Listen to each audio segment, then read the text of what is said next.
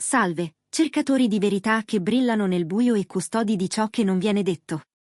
Bentornati su Turkey News Magazine, il rifugio digitale in cui non accontentarsi della patina lucida del divismo è un atto d'amore verso la realtà. Stasera non stiamo solo raccontando, stiamo scavando. Scostiamo i veli della pubblicità studiata, lasciamo dietro di noi i lampi accecanti dei flash, e scendiamo nelle acque silenziose e torbide di un legame che ha catturato l'immaginazione di milioni. Parleremo di ciò che alcuni preferirebbero restasse chiuso a chiave, lontano dallo sguardo del pubblico, nascosto nella cassetta di sicurezza delle verità scomode.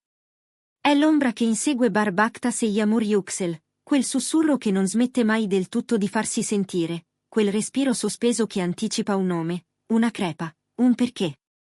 Quando si cammina in un labirinto di ipotesi, silenzi e tensione palpabile, bisogna arrivarci preparati. E a voi che apprezzate le analisi profonde e coraggiose, dico questo: se volete continuare a sollevare con noi il sipario del mondo patinato, iscrivetevi subito a Turkey News Magazine. Attivate la campanella, pensatela come la chiave che apre il cavo dove custodiamo i dettagli che contano.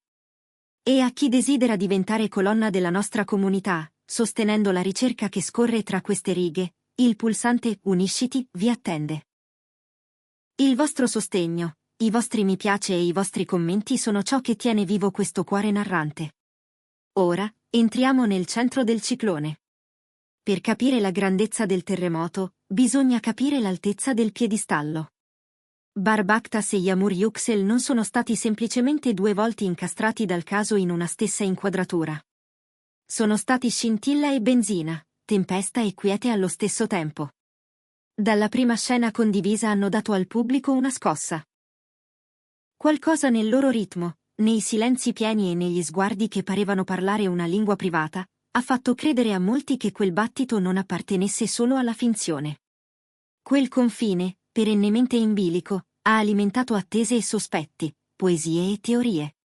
In pubblico, impeccabili. Gentili, calibrati, misurati. Sempre un passo prima della confessione e un passo dopo la soluzione. Ma a motori spenti, quando la clash tace, la curiosità non scema, diventa fame. Perché certe chimiche non si lasciano rinchiudere in una sceneggiatura, colano oltre i bordi e imbevono la realtà. Se negli ultimi tempi il loro nome fa calare un piccolo silenzio nelle stanze in cui si sussurra, il motivo è un argomento che nessuno voleva pronunciare a voce piena. Le prime voci sono scese come una nebbia fredda, lente, sfumate, poi via via più dense, fino a lasciare impronte su ogni superficie. Il bisbiglio? Un sospetto di tradimento. Non un boato, ma una piccola crepa lunga come l'intera porcellana, visibile solo a chi ha la pazienza di guardare da vicino. Si è sussurrato che la loro relazione, chiamatela come preferite, abbia avuto un colpo al cuore nel momento in cui si è insinuata l'idea che Bar potesse aver dato troppa attenzione a qualcun'altra. Chiariamo, niente prove che reggerebbero davanti a un giudice, nessuna dichiarazione ufficiale con timbro e firma. Solo costellazioni di coincidenze. Occhi puntati su spostamenti notturni, presenze fuori orario, messaggi non confermati. Un filo di avvistamenti, sempre a tarda sera, sempre quando i pubblicisti dormono e la città rumina. Si sono moltiplicati i racconti su incontri discreti, tavolini in strade appartate, volti semicoperti, un autista che all'improvviso ha imparato a dimenticare. E la rete, prevedibile e implacabile, si è accesa come un centralino d'altri tempi. La domanda bruciava: se c'era una terza persona, chi era? Collega sul set? Qualcuno della produzione? Un nome che nessuno osa pronunciare oltre il sussurro? Le teorie si sono stratificate fino a disegnare una linea temporale complicata, più simile a un giallo metropolitano che a un semplice pettegolezzo. Non si parlava più di un singolo inciampo, ma di una dinamica che sembrava muoversi da sola, come se una singola scusa o una notte di lacrime non bastassero a rimettere in ordine i cocci. E se conoscete il profilo pubblico di Yağmur, quel sorriso che pesa ogni parola come se dovesse portarsi sulle spalle il mondo, sapete quanto venga percepita come leale fino all'ostinazione. Proprio per questo la voce avrebbe ferito tanto, non solo fiducia incrinata, ma un'ombra di ripetizione. Cosa si fa quando la tempesta bussa? Ci si sposta in alto, lì dove l'onda arriva smorzata. Si parla d'altro, si scelgono foto rassicuranti, si studiano interviste come percorsi museali con domande vagliate e risposte a prova di archivio. Il racconto smette di misurare la temperatura reale e comincia a proteggere una cornice in vendita. Qui vi chiedo, voi che seguite Turkey News Magazine, credete che le coppie del mondo dello spettacolo debbano essere sincere sulle difficoltà o che l'imperfezione vada coperta come parte dello show? Dove passa il confine tra privacy e inganno? Leggiamo ogni commento, ogni sospiro, ogni punto interrogativo. E se la nostra indagine vi parla, considerate il super grazie, è un modo per sostenere il lavoro che trasforma sussurri in storie. Dietro il sipario, quando le voci hanno scaldato l'aria, cos'è accaduto? Il racconto dice che tutto ha iniziato a scricchiolare. La distanza è entrata nelle stanze prima di loro. Notti segnate da conversazioni dure e ripetute, giorni sul set in cui gli sguardi non si incontravano, momenti in cui orbitavano negli stessi luoghi senza mai davvero toccarsi. La parola rottura galleggiava come un salvagente in un mare nervoso, al ritmo di correnti che cambiavano senza preavviso.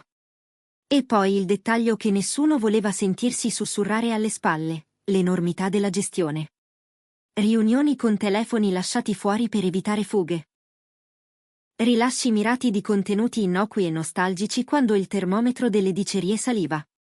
Casualità fotografiche pensate con precisione chirurgica per ricordarci quanto fossero naturali insieme.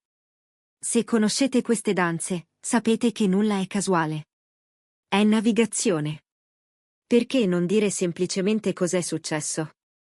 Perché girare in cerchio senza atterrare? Ai fan lo chiedono sempre, e la risposta è una miscela di strategia, timore e autoconservazione. C'è la versione nobile. Proteggere la vita privata, salvare la dignità, evitare di alimentare il tritacarne. E c'è la versione pratica, scadenze da rispettare, progetti che richiedono stabilità, investimenti legati a sorrisi e reputazioni integre. Forse le voci sono state distorte dal desiderio o dalla gelosia.